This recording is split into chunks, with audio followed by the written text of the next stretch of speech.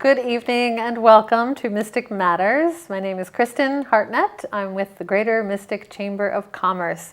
We're thrilled to be here, although I'm a little sad today because Susette Tibus is not with me in the studio. Shout out to Susette. She is enjoying some well-earned time off from the show. She'll be back in a couple of weeks. And we have some announcements. The Greater Mystic Chamber of Commerce Welcome Center is open 7 days a week now until November. So we are constantly getting visitors. They're lost. They're coming off the highway. They saw the beauty of Mystic and they say, what is going on here? So we're happy to refer them to our members. If you're not a member yet of the Mystic Chamber of Commerce, that's one of the best benefits. Another great benefit is our networking programs. Our next networking event is June 6th, and that is at Dunkley Cooling and Heating. We're celebrating 45 years of them being in business. Congratulations. We all know Jonathan Dunkley throws a good party, so if you want to be there, register at mysticchamber.org or give me a call. And then we have a business before hours, so those of you that can't make it at night, you can come in the morning, have some coffee at Navy Federal Credit Union. That's the Sailfish Drive branch.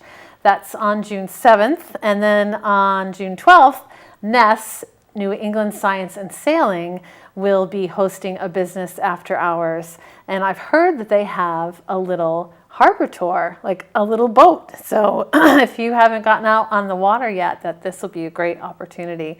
You can check out all those things at mysticchamber.org or stop by and see me. I would love that. That would be great. So today we're going to talk to another member that has some boats to offer us. And I'm happy to introduce Amy Perry, Executive Director at Thames River Heritage Park Foundation. Welcome. Thank you. Glad to be here. Yes. Yeah. So I went on the water taxi that's included in the Thames River Heritage Park. I went on the water taxi for the fireworks last July 4th, and it was superb. It was so much fun. We had great food and a great captain, and he tried to find the best place for us to watch the fireworks, and it was just so festive. And you guys are doing that again this year, aren't you? Yes, we are. So if you want to do it again, I'd say sign up soon because they sold out pretty quickly. Yeah. But that is a fabulous way to see fireworks being right underneath them. And the boats are pretty comfortable. The right? boats are pretty comfortable, Yeah. actually. Yeah. It was, and we were able to move around and everybody got to know each other a little bit, you know. It's very social. It's good. So Yeah. how long have you been executive director, Amy? I have been executive director for a year and a half. I had been in marketing and communications for most of my career before. And I was thinking about going to the nonprofit world. I had done a lot of nonprofit work as an agency and really enjoyed it. And my predecessor was looking to retire. So it was just a win-win. I was looking, she was looking to hand off, and I started with a small project, and then it all seemed to play out nicely because although this is a heritage park and it has a lot of moving pieces to it, a significant component is marketing because of this because of the water taxi. Now, talk a little bit about the park itself, because this is a very unusual park. It's not just one place to go to. It's several different locations That's right. that are in one park. So talk a little bit about that. So it's the only heritage park in the state of Connecticut, and it's a park, we say, without boundaries. It is a collection of national and historic sites that tell the story of our country and of our region that are on both sides of the Thames River. So Groton and New London are collaborating, and they are all linked by a water taxi. The water taxis are Navy Liberty boats, so not your typical water taxi. They have their own history. They were assigned to various ships in the Pacific and all throughout the world, and we were able to get them from the Navy a couple of years ago. I remember that. That was a real coup. That was something really exciting when the town came. Now, who is behind the establishment of the park? Like, how do you go about doing that?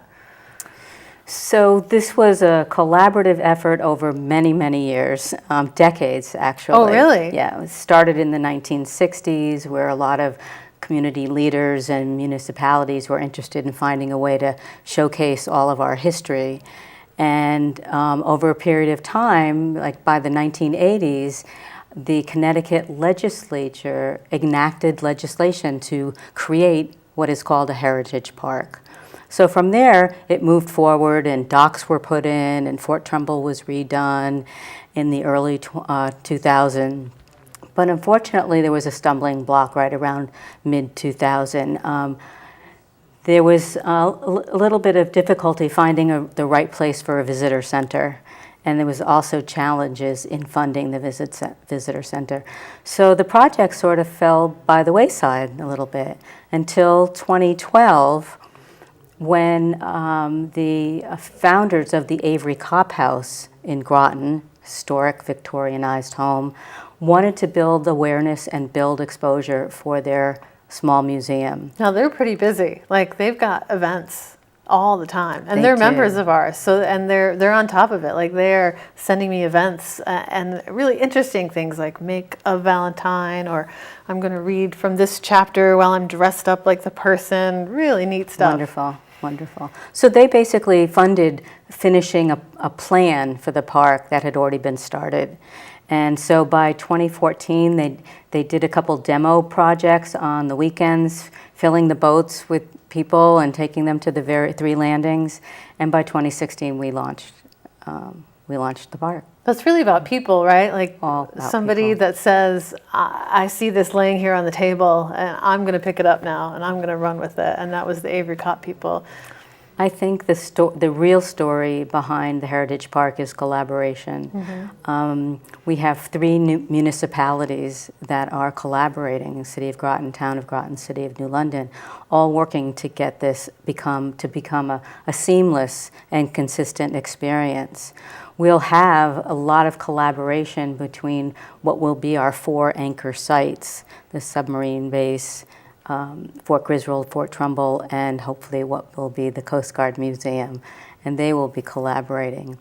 And we're building the collaboration with the other 18 partner sites that are in New London and Groton to develop a robust experience for people. You know, it's much more exciting for someone to come and know that they can spend the day doing all kinds of things and even stop for lunch than finding one lovely historic home, but then not knowing what else to do. Yeah, and that's so important lately, is to really have a saturating experience that you can give people. And so, yeah, I'm so impressed with the collaboration, like you were saying, with the municipalities. And it seems like in other places it's hard to even get signage that looks the same, and, you know, to get legislation passed or to break down some zoning laws. But you guys have kind of steamrolled ahead. It's been great because the leadership is very closely involved. Mm-hmm. We get an opportunity to sort of get it done. One of the big things that we got done this year is the landing at the Submarine Force Museum and USS Nautilus. So you got permission to do that? We got funding to do that. Oh, great. So permission and funding. Yes. So it'll probably be 2020 by the time it's in.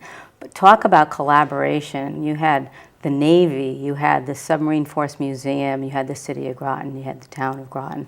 Everyone playing their role to get this done. Director of Military Affairs, and most importantly, Connecticut Port Authority, who gave us the funding, which was significant. Excellent. Yeah. I shared a booth with them at the boat show, and they were all very active, very involved people. So Yeah. now the water taxi is open.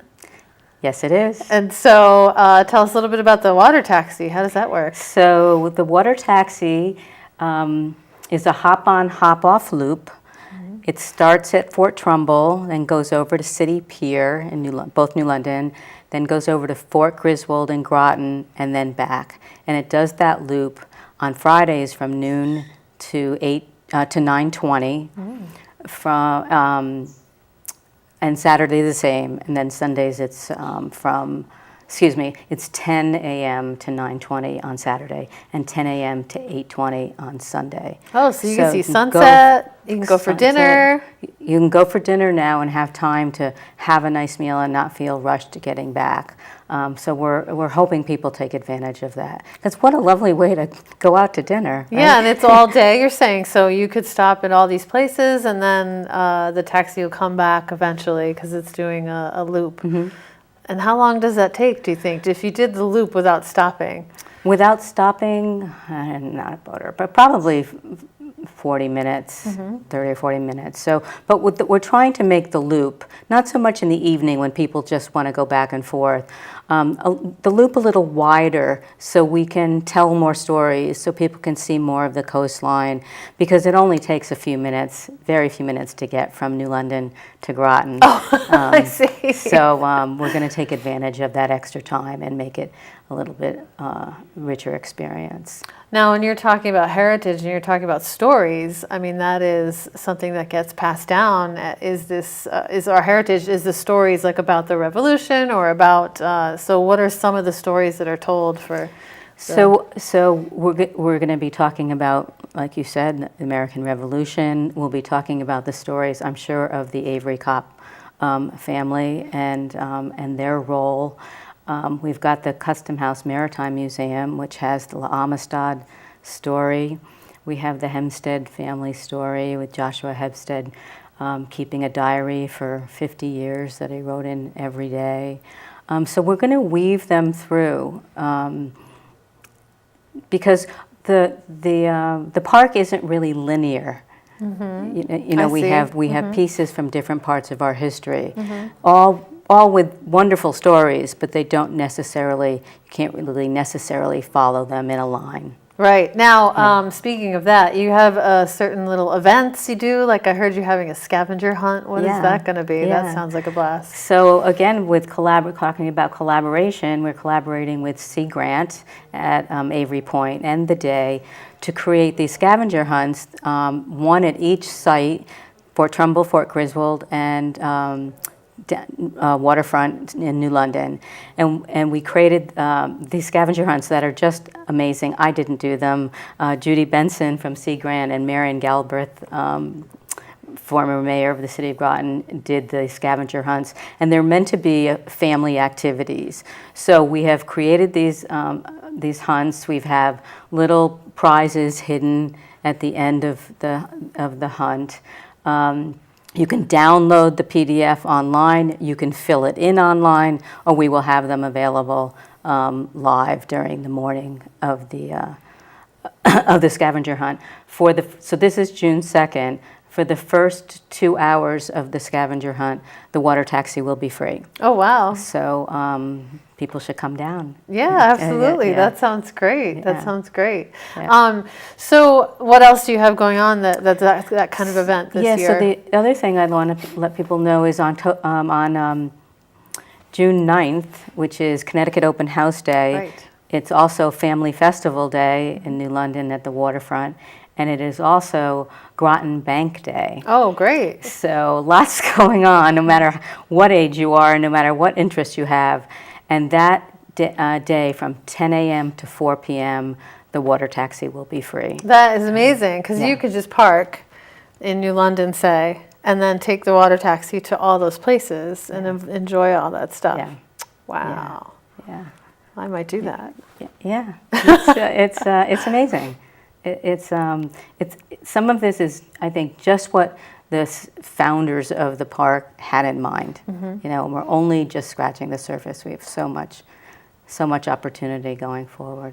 Now, do you foresee anything is there any troubles that you've had that you've overcome in this whole process, or?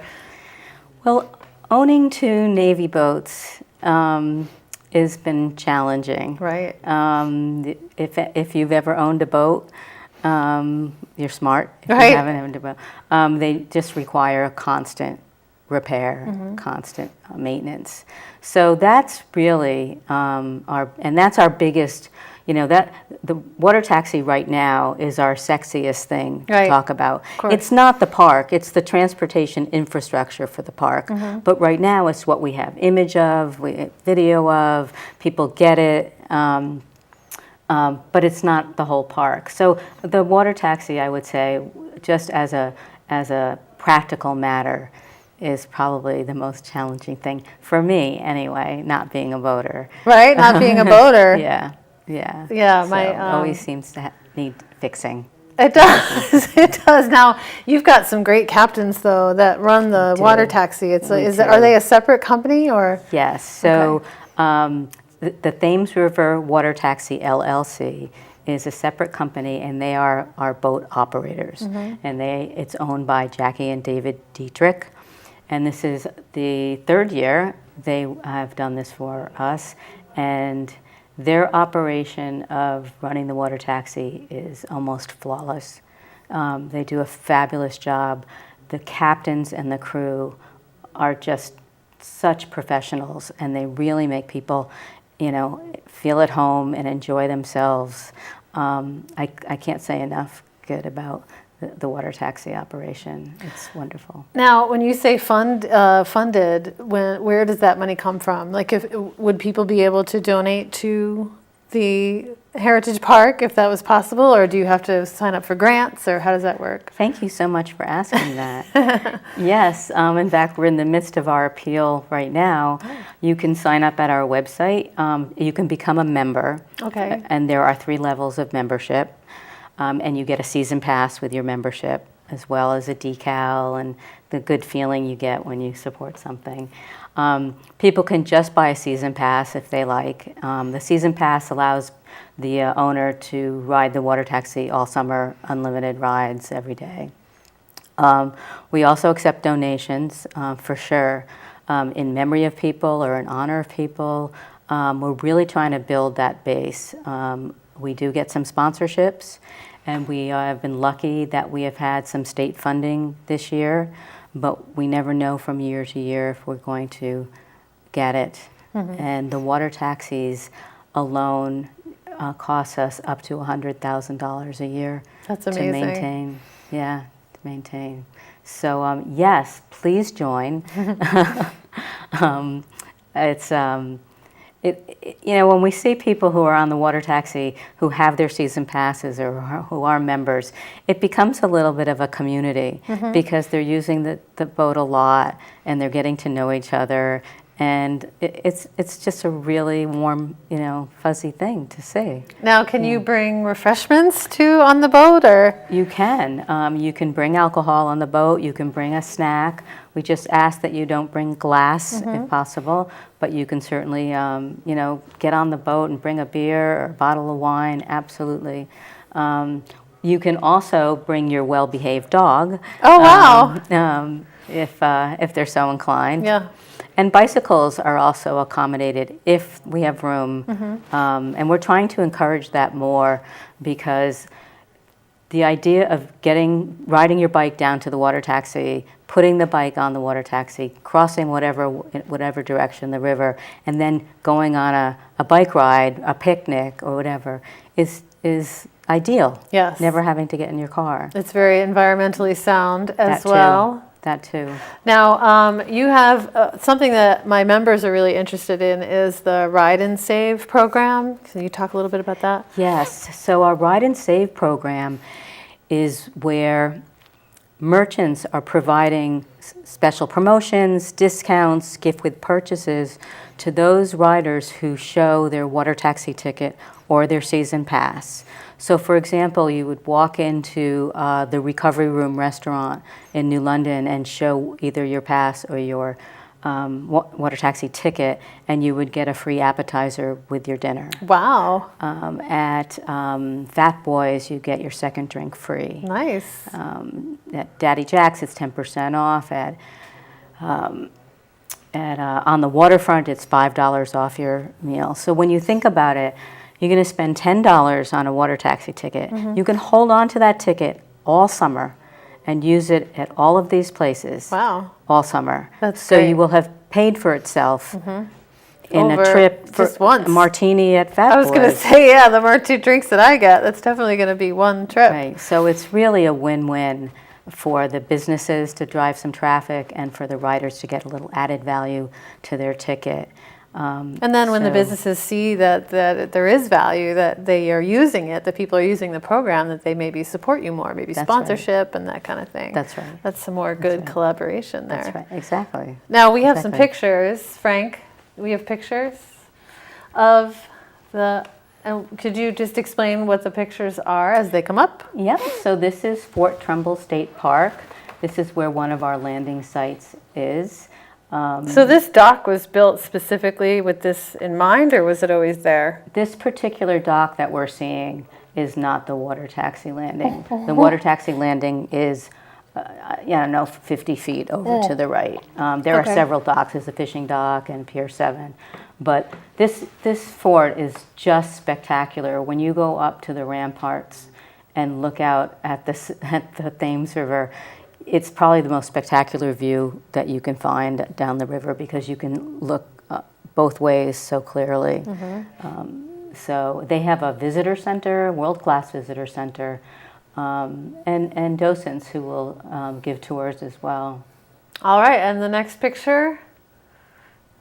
Well, that's one of our water taxis. And that's it looks full up. The Groton, and it is docking at Fort Trumbull. Which is always, a challenge when there's a lot of current. But yeah, so you can see that there's some shade in the boat for those people who prefer not to be in the sun. But it's a very stable boat, a very comfortable boat. Yes. Yeah. Next picture.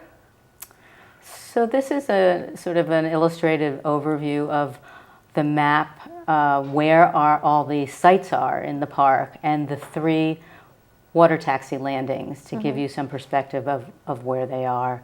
So you can see City Pier and Fort Griswold are right across from each other, but Fort Trumbull is a little ways down. And at each one, you can just get off and walk to various sites and restaurants and shops. That's an easy map. It looks like a New York City map. Like when I must walk 6 miles when I go to New York. This looks like just within 3. That's pretty great. All right, what's the next one? This is Fort Griswold Battlefield State Park. This is the monument that was built to commemorate the men who were killed when Benedict Arnold stormed the fort on September 6, 1781. Wow, you got the story down. And it's actually the first obelisk monument built before Bunker Hill. Oh, yeah? All right, what's the next one? Just another beautiful shot. What a beautiful day. I'm just talking about it. I'm thinking about what it was like, and it was, so lovely. Yeah. And it was a smooth ride, too. It is. It is. And in the background, way in the background, is the USS Cole, actually, that day. Oh, that ship. Yep. All right. And what's next? Is there another one? Who are these lovely people? Movers and shakers, all. So this is a group of us that got together in January to start discussing how our collaboration was going to sort of be formed. The park is one organization, and then these other 18 sites have been operating independently for decades. And so we wanted to bring them all together to discuss how are we going to work together, what's important, what will be the role of the Thames River Heritage Park in all of this.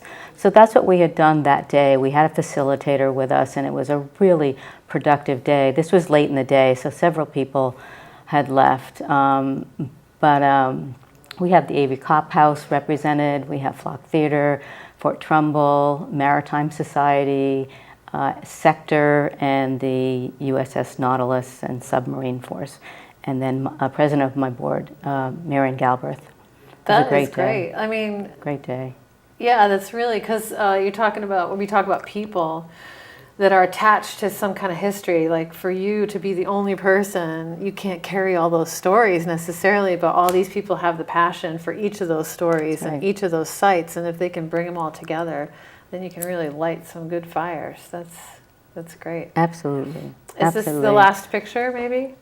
It Yeah, I is. think so. Hello. But So what else did you want to talk about? A couple other things I'd like to just bring up. We have a mobile app. Oh, I was wondering about that. That's yes. impressive. Yep. So we use an app called the Izzy Travel app. Okay. And so you download Izzy Travel from your app store, and then you type in Thames River Heritage Park, and our tours will be there. So it's audio, you can read it. It's got a map embedded.